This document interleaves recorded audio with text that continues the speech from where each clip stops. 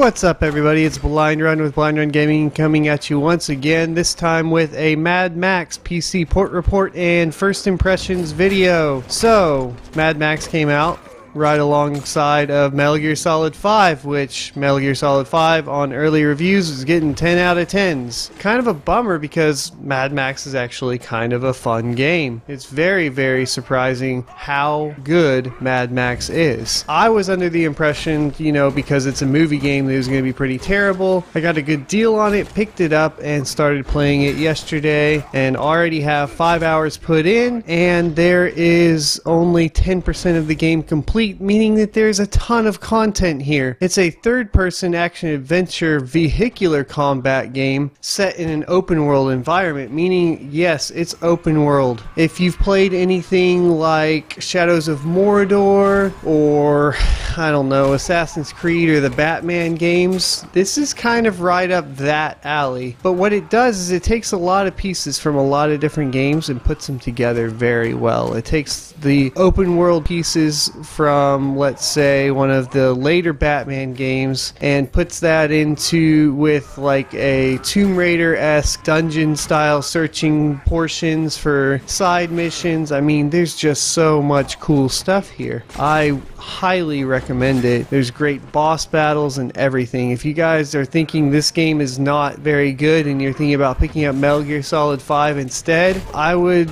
plead with you to check this out instead. Definitely check it out. Feel like it's under the, shadow of Metal Gear Solid 5. And if you're playing on PC, guess what? Mad Max isn't locked at 60 FPS. It's running at a buttery smooth 144 frames per second at max settings. I do have a 980 Ti, just to clarify. Perfectly fine. I can even lock it at 144 and it's good to go if I needed to VSync it or something like that, which I do not need to do. So hey, we got a good PC port from Warner Brothers.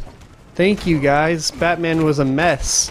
I'm assuming part of that is because the developer Avalanche Studios also developed the PC version, unlike where in Batman the main developer of the game pushed it off onto a third-party developer. There are plenty of options here. You have everything from your anti-aliasing and your super sampling, and you have just a ton of graphical options. Everything there that you could ever want. It's got multi-monitor support, it's got 4K support. You're not going to have any issues with that. It has separate sliders for all of the audio, so you can turn down the music separate from the cinematic screens, which is awesome. You can set a different volume just for the cinematics, and you got all the options you would expect. It has full mouse and keyboard support with rebindable keys, and it has great controller support. I'm personally playing with the controller because I prefer that, but it even so on PC, which is really awesome too. If I just go down and click WASD and I was playing on my controller, it'll automatically start putting in the cues for the keyboard, use E to open this and so on and so forth. So it senses that right off the bat with no restarts. A lot of games, even recent games like Rocket League, if you even boot the game without the controller turned on, it'll just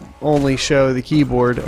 Mad Max shows it all right away. Anyways, I once again will plead with you guys to check out Mad Max for PC or even Xbox One or PS4 if you guys are on those platforms, as it's a great game and you can probably pick it up pretty reasonably cheap coming up soon, seeing that everybody's on the Metal Gear Solid 5 wagon, and you're going to have at least 20 hours of gameplay in this. So, let me know what you guys think in the comment section below, and be sure to like and subscribe. This is Blind Run signing the fudge out.